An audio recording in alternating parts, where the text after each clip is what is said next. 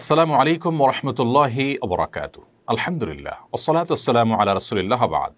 সুপ্রিয় দর্শক শ্রোতা ভাই বোন, মসজিদে আকসা বা বাইতুল মাকদিস এই মসজিদ কেন সর্বকালের সর্বযুগের মুসলমানদের কাছে খুবই গুরুত্বপূর্ণ এবং মর্যাদাপূর্ণ?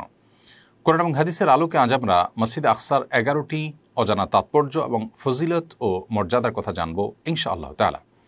সর্বপ্রথম মসজিদে আকসার যে ফজিলতের কথা আমরা বলতে চাই তা হলো, মসজিদে আকসা এমন মসজিদ যে মসজিদকে কেন্দ্র করে তার আশপাশের জায়গাগুলোকে আল্লাহ রাব্বুল আলামিন কোরআনে কারিমে বরকতময় এবং পবিত্র ভূমি হিসাবে উল্লেখ করেছেন।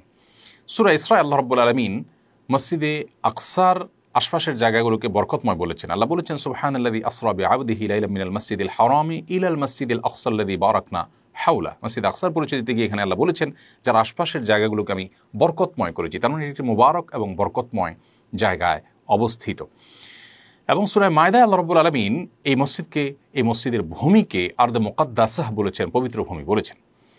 তাহলে কোরআন যাকে বরকতময় এবং পবিত্র ভূমি বলে, সেটি পৃথিবীর যে কোনো সাধারণ জায়গার চাইতে, সাধারণ মসজিদের চাইতে অনেক বেশি মর্যাদাবান এবং অনেক বেশি গুরুত্বপূর্ণ, সেটি বলার অপেক্ষা রাখে না। দ্বিতীয়ত, মসজিদে আকসার যে ফজিলতের কথা আমরা উল্লেখ করতে চাই তা হলো, ইসলামের প্রথম কেবলা, মুসলমানদের প্রথম কেবলা ছিল এই মসজিদে আকসা। আল্লাহ রাব্বুল আলামিন যখন প্রিয় নবী সাল্লাল্লাহু আলাইহি ওয়াসাল্লাম এবং সাহাবা ইকরামের উপর সালাত ফরজ করেছেন মক্কায়, তখন তাদেরকে বাইতুল মাকদিসের দিকে ফিরেই প্রথমে সালাত আদায় করার নির্দেশ দিয়েছেন। এবং মক্কায় সাহাবীরা নবী সাল্লাল্লাহু আলাইহি ওয়াসাল্লাম সহ সবাই মসজিদ আকসার দিকে ফিরে তারা সালাত আদায় করতেন। মদিনায় হিজরত করার পর 16-17 মাস পর্যন্ত একইভাবে মসজিদ আকসার দিকে ফিরে তারা সালাত আদায় করতেন। পরবর্তীতে নবী সাল্লাল্লাহু আলাইহি ওয়াসাল্লামের মনের আকাঙ্ক্ষা ছিল, তামান্না এবং আগ্রহ বাসনা ছিল মক্কার মসজিদে হারামের দিকে ফিরে সালাত আদায় করার, এটা যেন কেবলা হয়, সেটি তার আকাঙ্ক্ষা ছিল, কারণ এটি ইব্রাহিম আলাইহিস সালামের স্মৃতি বিজড়িত মসজিদ। তো আল্লাহ রাব্বুল আলামিন সেটিকে পরবর্তীতে কেবলা হিসেবে নির্ধারণ করে দিয়েছেন। বিস্তারিত বিবরণ কোরআন কারিমে রয়েছে। তাহলে মসজিদে আকসা এটি আমাদের কাছে গুরুত্বপূর্ণ হওয়ার দ্বিতীয় কারণ হলো, এটি মুসলমানদের প্রথম কেবলা। তৃতীয় ফজিলত এবং মর্যাদার বিষয় হলো যে মসজিদে আকসা সম্পর্কে মুস্তাদরাক হাকিমের একটি হাদিসে নবী সাল্লাল্লাহু আলাইহি ওয়াসাল্লাম বলেছেন, কিয়ামতের আগে এমন একটা সময় আসবে যে মানুষ মসজিদে আকসার মর্যাদা, এর গুরুত্ব এবং এর ফজিলত এতটাই অনুধাবন করতে পারবে যে মসজিদে আকসার আশেপাশের জমিগুলো, আশেপাশের জায়গাগুলো যেখান থেকে দাঁড়িয়ে মসজিদে আকসাকে একটু দেখতে পারবে মানুষ, সেই জায়গার দাঁড়ানোটা, সেই জায়গার মালিক হওয়াটা, সেই জায়গায় থাকাটা মানুষের কাছে গোটা পৃথিবীর যে কোনো বস্তুর চাইতে প্রিয় এবং মূল্যবান হবে। তো এরকম একটা সময় আসবে, এখান থেকে বোঝা যায় যে মসজিদের গুরুত্ব এবং মর্যাদা আল্লাহ সুবহানাহু ওয়া তাআলার কাছে কত বেশি। মসজিদে আকসার 4 নম্বর ফজিলত এবং মর্যাদার দিক হলো যে এটি নবী সাল্লাল্লাহু আলাইহি সাল্লামের ইসরা এবং মেরাজের কেন্দ্র ছিল। আমরা জানি প্রিয় নবী সাল্লাল্লাহু আলাইহি সাল্লামকে আল্লাহ রাব্বুল আলামিন মক্কার মসজিদে হারাম থেকে অলৌকিকভাবে রাত্রিকালীন ভ্রমণের মাধ্যমে মসজিদে আকসায় উপস্থিত করেছেন। মসজিদে আকসায় শুধু উপস্থিতি করার নেই, সেখানে অন্য নবী রাসূলগণ যারা তার আগে গত হয়ে গেছেন তাদেরকে আল্লাহ রাব্বুল উপস্থিত করেছেন অনেককে, এবং প্রিয় নবী সাল্লাল্লাহু আলাইহি সাল্লাম তাদের সামনে ইমামতি করেছেন। 5 নম্বর ফজিলত এবং মর্যাদার বিষয় হলো, এটি বিভিন্ন নবী রাসূলগণের স্মৃতি বিজড়িত মসজিদ। মসজিদে আকসাকে ঘিরে এত নবী এবং রাসূল বেড়ে উঠেছেন এবং এত নবী রাসূলগণ সেখানে সালাত আদায় করেছেন, ইমামতের দায়িত্ব পালন করেছেন, সেখানে বসবাস করেছেন, যে পৃথিবীতে আরেকটি এত বেশি নবী রাসূলদের স্মৃতি বিজড়িত মসজিদ কিন্তু খুঁজে পাওয়া যায় না। মসজিদে আকসা, এখানে আল্লাহ নবী ইব্রাহিম আলাইহিস সালাম তিনি ছিলেন একটা সময়, যদিও তার জন্ম হয়েছিল ইরাকে, পরবর্তীতে তিনি হিজরত করে এই মসজিদে এসেছেন এবং এর আশপাশে বসবাস করেছেন। ঠিক একইভাবে এখানে আল্লাহ নবী ইয়াহইয়া আলাইহিস সালাম ছিলেন, ঈসা আলাইহিস সালাম ছিলেন, জাকারিয়া আলাইহিস সালাম ছিলেন, দাউদ আলাইহিস সালাম ছিলেন, সুলাইমান আলাইহিস সালাম ছিলেন, ইসহাক আলাইহিস সালাম ছিলেন, ইয়াকুব আলাইহিস সালাম ছিলেন, মারিয়াম ছিলেন। অনেক নবী রাসূলদের এবং অনেক আল্লাহর প্রিয় বান্দা বান্দীদের স্মৃতি বিজড়িত মসজিদ এটি। 6 নম্বর তাৎপর্য হলো, মসজিদে আকসা পৃথিবীর দ্বিতীয় মসজিদ।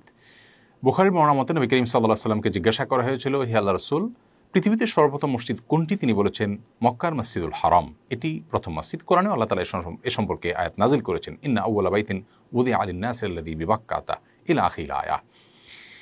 তো এটি ছিল প্রথম মসজিদ, মক্কার মসজিদে হারাম।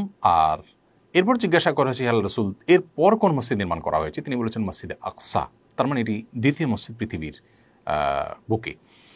জিজ্ঞাসা করা হয়েছে যে 2 মসজিদ নির্মাণের মধ্যকার সময়ের ব্যবধান কত বছর ছিল? তিনি বলেছিলেন 40 বছরের ব্যবধান ছিল, অর্থাৎ মক্কার মসজিদে হারাম নির্মাণের 40 বছর পর মসজিদে আকসা নির্মাণ করা হয়েছে। তাহলে পৃথিবীর দ্বিতীয় মসজিদ হিসাবেও এই মসজিদের বিশেষ গুরুত্ব এবং তাৎপর্য রয়েছে। 7 নম্বর মর্যাদার বিষয় হলো, মসজিদে আকসা এটি পৃথিবীর তৃতীয় মর্যাদাপূর্ণ মসজিদ। আল্লাহ রাব্বুল আলামিন সবচেয়ে বেশি যেই মসজিদের মর্যাদা কোরআনে উল্লেখ করেছেন, প্রিয় নবী সাল্লাল্লাহু আলাইহি ওয়াসাল্লাম উল্লেখ করেছেন, সেটি হলো মক্কার মসজিদে হারাম, এরপরে মদিনার মসজিদে নববী, এবং তারপরে তৃতীয় স্থানটি দখল করে আছে এই মসজিদ, অর্থাৎ মসজিদে আকসা। এই জন্য নবী সাল্লাল্লাহু আলাইহি ওয়াসাল্লাম পৃথিবীতে 3টি মসজিদে শুধুমাত্র সওয়াবের উদ্দেশ্যে সফর করে যাওয়াটাকে জায়েজ ঘোষণা করেছেন।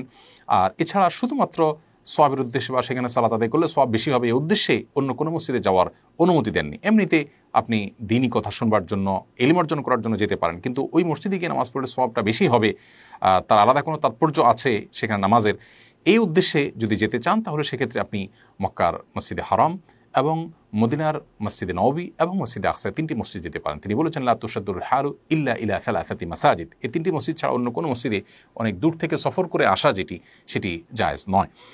তো এখান থেকেও এই মসজিদের গুরুত্ব বোঝা যায় যে এটি পৃথিবীর 3য় মর্যাদাপূর্ণ মসজিদ।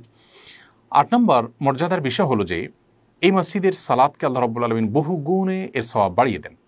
বিভিন্ন বর্ণনায় সম্পর্কে রয়েছে। নবী করিম সাল্লাল্লাহু আলাইহি ওয়াসাল্লামের একটি বর্ণনা হলো এরকম যে মসজিদে আকসাতে কেউ যদি 1 রাকাত সালাত আদায় করেন, আল্লাহ রাব্বুল আলামিন সেটাকে 250 গুণ বৃদ্ধি করে দেন, অর্থাৎ প্রতি রাকাত নামাজের বিনিময়ে আল্লাহ রাব্বুল আলামিন 250 রাকাতের সওয়াব বান্দাকে দান করবেন। এবং এ সম্পর্কে আরও বেশ কয়েকটি বর্ণনা রয়েছে, কোনো বর্ণনায় 500 রাকাতের কথা, কোনো বর্ণনায় আরও বিভিন্ন রকম বর্ণনা রয়েছে।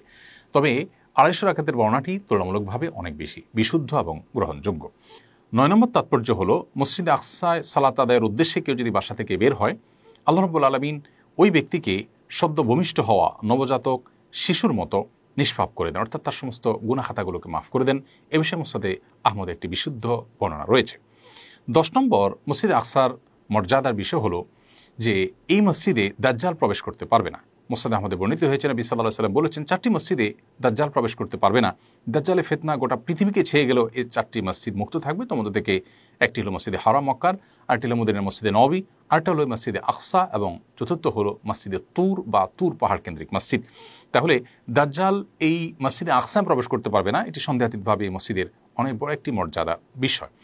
11 নম্বর তাৎপর্যের দিক হলো মসজিদে আকসা এর আশেপাশের কোন একটা পাহাড়ে ইয়াজুজ এবং মাজুজ ধ্বংস হবে।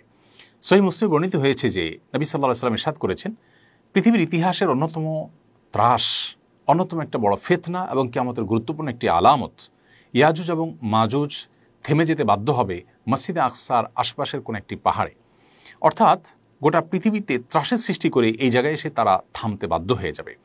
সন্দেহাতীতভাবে এটি মসজিদে আকসার অনেক বড় একটা মর্যাদাকে প্রমাণ করে, যেখানে এসে ইয়াজুজ মাজুজ থামতে বাধ্য হয়ে যাবে এবং তাদের শেষ পরিণতি হবে এখানে, এবং তারা ধ্বংস হবে এর আশেপাশে কোনো একটা পাহাড়ে।